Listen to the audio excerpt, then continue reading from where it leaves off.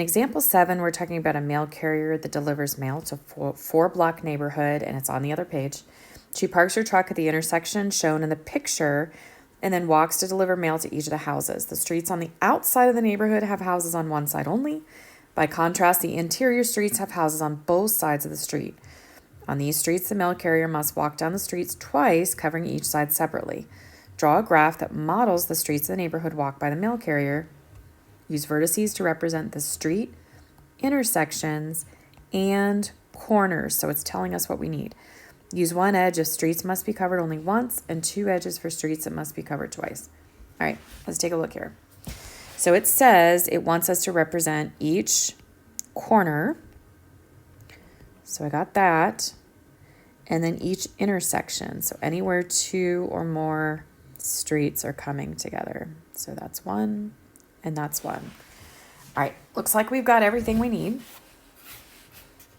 So what I'm going to do is go ahead and label. Let's just go ahead and do it in order. So A, B, C, D, E, F, G, H, I. Okay, so now we've got it. So what we want to do is the mail carrier goes on the outside edges just once because there's only houses on one side of those streets. So I know that she has to walk the entire perimeter one time, right? So I'm going to go ahead and model this on a graph.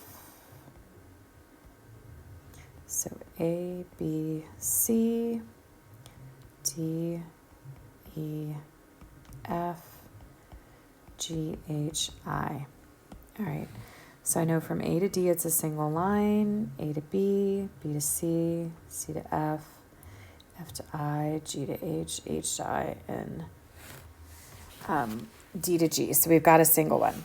All right, when I have the interior loops, those are going to have to go, so for example, if I go from D to E, she's going to have to go down these houses and then come back these houses. So from D to E, I have parallel paths. And then from B, she has to go down one side of the street and then up the other side of the street.